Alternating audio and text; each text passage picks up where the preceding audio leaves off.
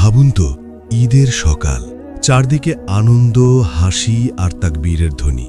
মানুষ নতুন পোশাক পরে ঈদের নামাজে যাচ্ছে, শিশুরা দৌড়াচ্ছে, কেউ মিষ্টি খাচ্ছে, কেউ বন্ধুদের সাথে হাসছে।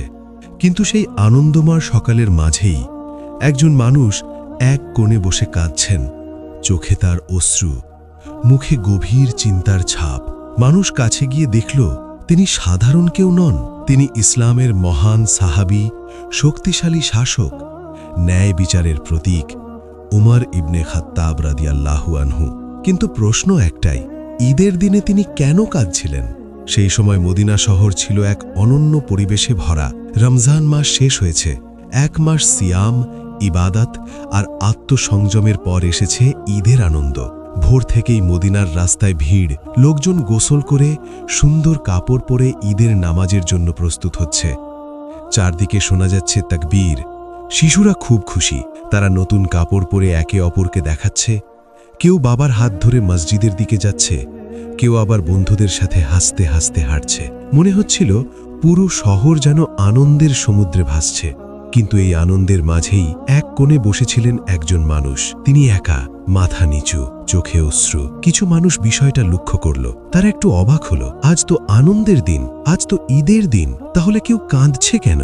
কিছু মানুষ এগিয়ে গেল, কাছে গিয়ে তারা অবাক হয়ে গেল, কারণ এই মানুষটি আর কেউ নন, ইসলামের দ্বিতীয় খলিফা উমর ইবনে খাত্তাব রাদিয়াল্লাহু আনহু, যিনি ছিলেন ন্যায় বিচারের প্রতীক, যার নাম শুনলে জালিমরা কাঁপত, যিনি পুরো মুসলিম বিশ্বের শাসক ছিলেন। কিন্তু আজ তিনি বসে আছেন এক কোণে, চোখে অশ্রু।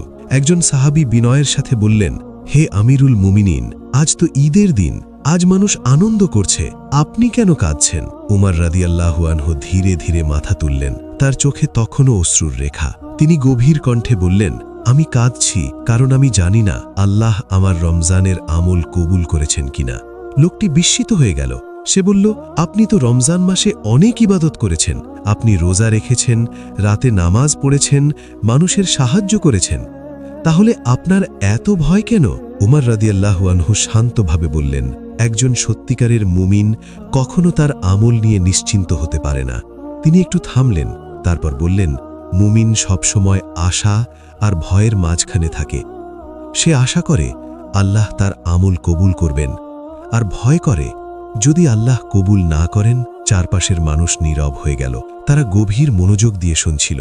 উমর রাদিয়াল্লাহু আনহু আবার বললেন, মানুষ মনে করে ঈদ মানেই আনন্দ, নতুন কাপড়, ভালো খাবার, কিন্তু আসল ঈদ সেটা নয়। তিনি আকাশের দিকে তাকালেন, তারপর বললেন, ঈদ সেই ব্যক্তির জন্য যার গুনাহ আল্লাহ ক্ষমা করেছেন, ঈদ সেই ব্যক্তির জন্য যার রোজা কবুল হয়েছে, ঈদ সেই ব্যক্তির জন্য যার দোয়া আল্লাহ গ্রহণ করেছেন।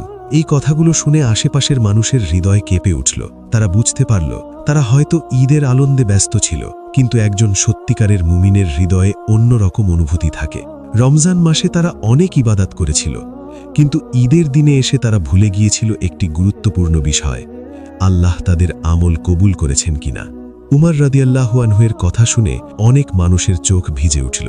সেদিন তারা নতুন করে উপলব্ধি করল, রমজান শুধু শেষ হয়নি, বরং এটা ছিল তাদের আত্মার পরীক্ষা, আর ঈদ হলো সেই পরীক্ষার ফলের অপেক্ষা। আজও আমরা ঈদের দিনে নতুন কাপড় পরি, ভালো খাবার খাই, বন্ধুদের সাথে আনন্দ করি। এসব অবশ্যই আনন্দের অংশ, কিন্তু একজন মুমিনের হৃদয়ে আরেকটি প্রশ্ন থাকা উচিত, আল্লাহ কি আমার রোজা কবুল করেছেন? আল্লাহ কি আমার দোয়া কবুল করেছেন? আল্লাহ কি আমার গুনাহ ক্ষমা করেছেন? যদি আল্লাহ আমাদের ক্ষমা করেন, তাহলেই আমাদের ঈদ সত্যিকারের ঈদ। তাই মনে রাখবেন, মহান সাহাবী উমর ইবনে খাত্তাব রাদিয়াল্লাহু আনহু আমাদের শিখিয়েছেন, ঈদ শুধু আনন্দের দিন নয়, ঈদ হলো সেই দিনের নাম যেদিন আল্লাহ তার বান্দাকে ক্ষমা করেন।